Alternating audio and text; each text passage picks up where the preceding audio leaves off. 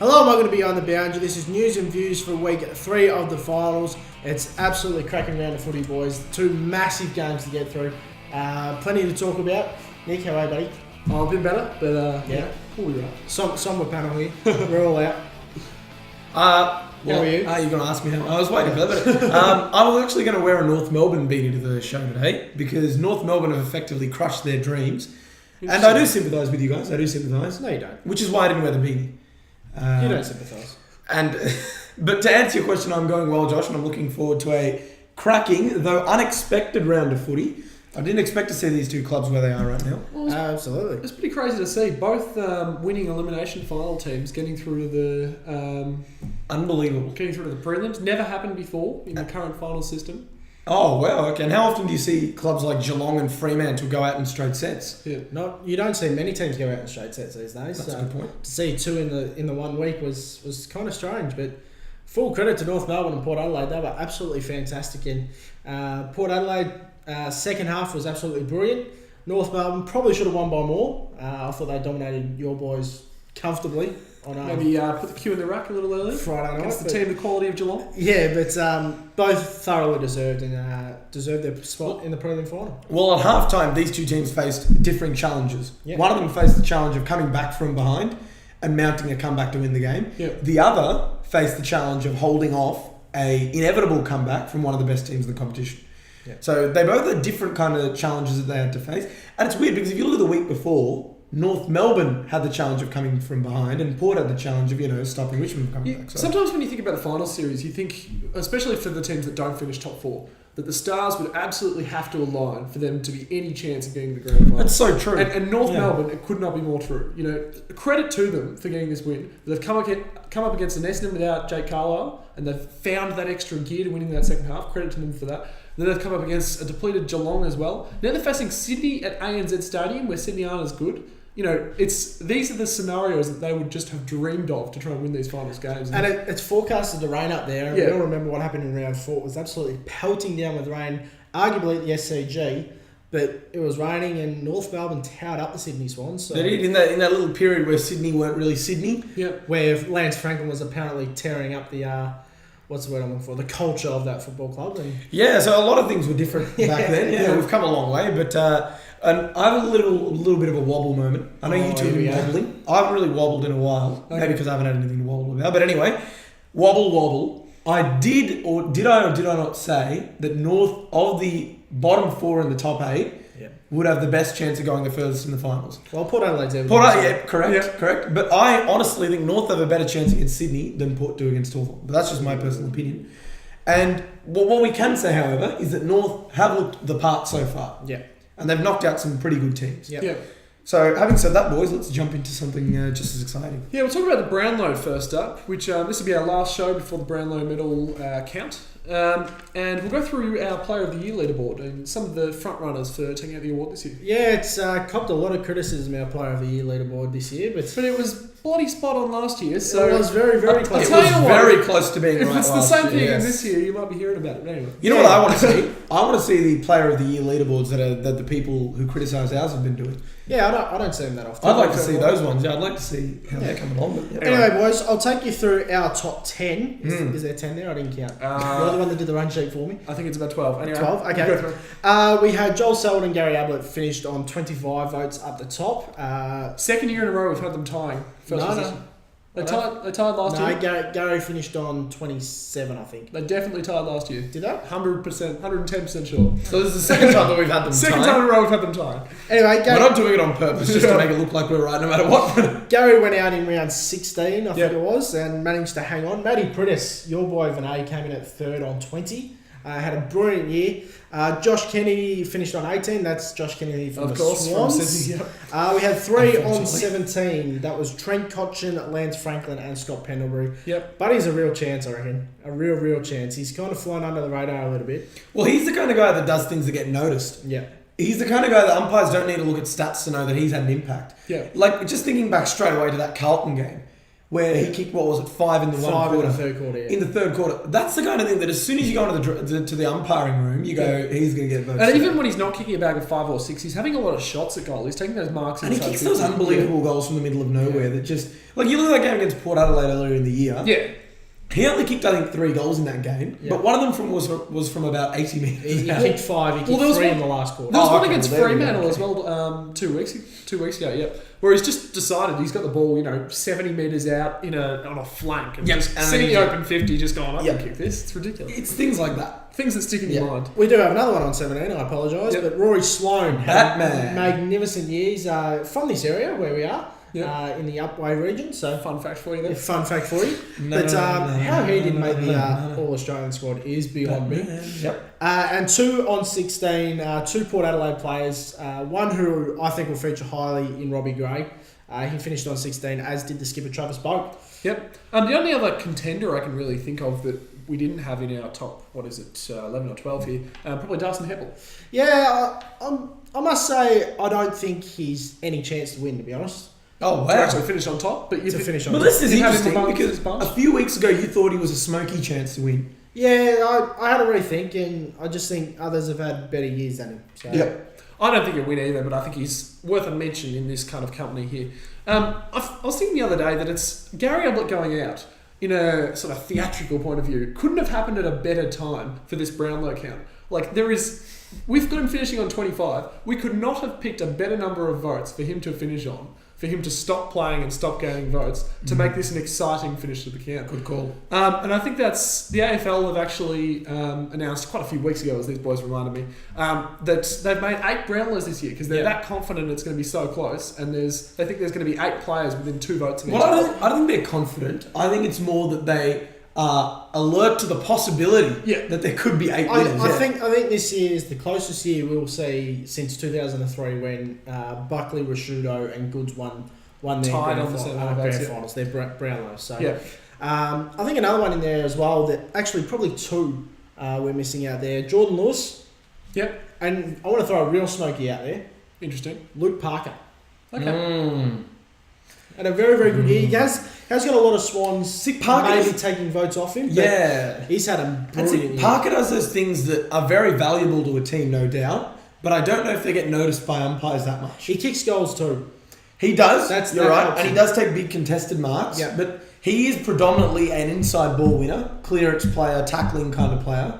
And those types of players, the last time I saw a player like that win the Browns was probably Joe Watson. And in the company, Ablett, if you want in the company of the players he's got at Sydney, you'd think that kind of player getting 22 disposals, maybe 1 or 2 goals, isn't the real standout above 4 or 5 other players of the day. And, he's always consistent. If the votes was the top 5 or the top 10, maybe he'd be right up there. But because it's the top 3, you think he might just miss out. Yeah.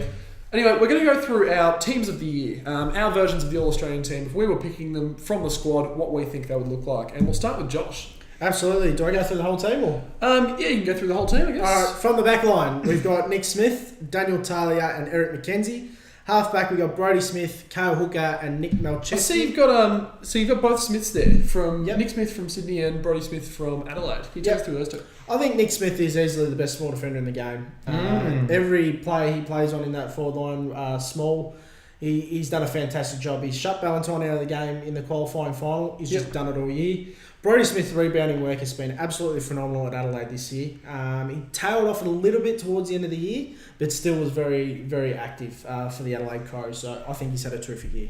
Yep, moving into the midfield. The midfield, we got on a wing, that's yours, sorry. On the wing, we got Jordan Lewis, Josh Kennedy and Nathan Fyfe. Probably no arguments there with some of the absolute guns of the competition. Absolutely. I was pretty happy picking that centre line. Half forward line, I've got Luke Parker, Lance Franklin and Robbie Gray. Yep. And then up at full forward, Jack Gunston, Joe Ruffhead and Luke Bruce. All 3 Hawks. I've had a few questions about that. I posted my team on my Twitter yesterday. Had a few questions about that, having all 3 Hawthorn players in that forward line. But to be honest, they've all kicked 50 goals plus. And the way teams structure up these days, you've got 3 tools. And you see unnamed McKenzie, Talia and Hooker, they play with 3 tall down back as well. So that's the way I looked at it. I think Robbie Gray would be unlucky to miss out on a spot on the midfield in some respects, but probably a lot of people would have him fitting in the half forward line there as well. Yep. The ruck division, I've got Sam Jacobs, Joel Selwood as my captain, and Gary Ablett. I just think that those first 16 games were just absolutely phenomenal, and there's a reason why he's still in contention for the Brownlow. Sam Jacobs, did you consider maybe an Aaron Sandilands there? No. Jacobs has been far and away the best ruckman all year. And my interchange bench is Tom Rockcliffe. He was absolutely phenomenal. Carried the Brisbane Lions majority of the year. Scott Pendlebury had a fantastic year. Matthew Prittis was fantastic also. And my boy Dyson Heppel squeezes in there. Oh, squeezes into the interchange, doesn't he? This is like what Nick did with Stephen Motlop last year, I think. Yeah. Just squeezed him in somehow. Well, you can't argue. He's had a terrific year. Well, he has had an exceptional year, that is true. I'll tell you what, Josh, I can argue because I'm going to go through my team. Here we go. I've gone Alex Rance in the back pocket instead of Cale Hooker. I think both Harry Taylor and Alex Rance have had better seasons than Cale Hooker there, which is why I've gone the bit of a different one. Daniel Taylor, I think, is an absolute lock at fullback. Nick Smith and Brodie Smith, as well as Eric McKenzie and Nick Malcheski, same as Josh there. Matty Prittis I've got on the wing. I thought he's had an absolutely terrific season, been very consistent for West Coast. Slot Gary Ablett into the centre and Josh Kennedy alongside him, also on a wing. Up forward, I've got Robbie Gray, Lance Franklin, Luke Parker, Luke Bruce, Eddie Betts, and big Tommy Hawkins on 62 goals at full forward. In the ruck division, Sam Jacobs, the ruck, I think he's over and above the best ruck of the competition, as Josh said. Joel Selwood, the captain, had an absolutely terrific year. And Nat Fyfe, I thought, was absolutely terrific as well. And onto the interchange, Tom Rockcliffe. Travis Boak was absolutely brilliant for Port Adelaide. I think he's had a bit of an underrated year. Jordan Lewis and Jared Ruffhead. Didn't want the four midfielders on the bench, so I've gone extra tall down there. Vinay, takes to your team, mate. I like it, boys. I'm liking it. But I've got a few left of field selections. Not Maybe really. you have. But I do like I do like to think I'm very innovative and a very mastermind of a person in general. You're a different person. All right, I'll take that anyway. Yep. Guys, going from the back line, I've got Nick Smith. This is pretty standard, really. Nick Smith, as you mentioned, best small defender probably. Daniel Talia's a lock. Cal Hooker, I think he did enough. Every time I watched him, he was very, very solid. Kept some big names to very little score, so I'm going to include him in there. Malcheski, McKenzie and Smith across that half-back line. Smith and Malcheski, for me, probably the best half-backmen that played this year, most consistent. Yep. And Easy Mac, one of my favourite slots into that centre-half back line. Fair enough. In my midfield, boys, I've got Matty Prittis on a wing, which is a bit of a confusing one. I might actually swap it around and go Nathan Fyfe on that wing, because it makes more sense to me, because Matty Prittis isn't a very wing-type player. But Nathan Fyfe on a wing, then Gary Ablett in the centre, and Dane Beams on the other wing. Just quickly, you've named Gary as the captain. Yes, I have. Do you want to explain that one? Yes, I do. Well, Joel Selwood, we know that he was the, voted the AFL's best captain. And I have no doubt that he's one of the best leaders. No, sorry. Luke Hodgewell. Luke Hodgewell. Yeah. Oh, Selwood was the most brave, wasn't he? Yes, Yeah. most All courageous. right. Then in that case, it makes it even easier for me to I chose Gary Ablett, because I was about to, But anyways, I think Ablett's probably the best leader. And the reason I say that is because when he left, something happened to that Gold Coast side. I don't know what it was, but they were not the same team that we saw for those first 15 rounds. Yeah. Something happened. They were losing games they normally win, and something that tells me the influence that he has as a leader in that team is enormous. Yep. And so he's my captain.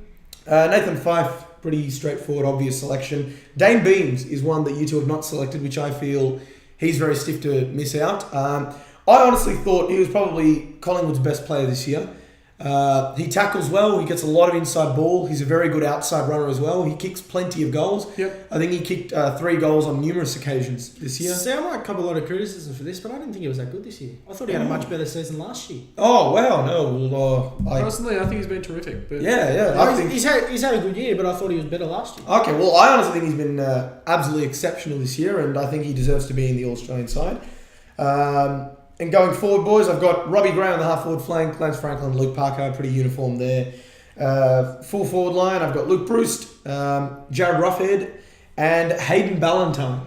Gone him over Eddie Betts or Jack Yes. Johnston, perhaps? Yes, I have. Jack Gunston, the reason I objected to that is because I just thought that forward line would be a bit too top-heavy. And I just wanted to squeeze in another small in there, particularly since Luke Bruce can do stints in the midfield too. Yep. So I do want a small forward that will stay there and do his job. And Hayden Ballantyne, he offers a lot of sentimental value to the team. He will get your team points in the sense that he'll piss off the opposing team and force them to make it. Does what he does best. Yes. Not sure that's the definition of sentimental there, but I'll go. I went Hayden Ballantyne there. And a lot of abstract value, I think, is what I went to say. Yeah. In In the follower division, boys, I've got Sam Jacobs, big source. I agree with you. He's been much better than Sanderlands. Yep. I don't think that man knows the meaning of hit out to advantage. I'm sorry. He has got better. He's got much, much better. It's that Lee But Matthews. the amount of times I've seen him win a clear hit out, he will just belt it into some open space where there'll be opposition players. It's amazing. But he's a very good player, don't get me wrong. Sam Jacobs, Joel Selwood is my vice captain, no brainer there.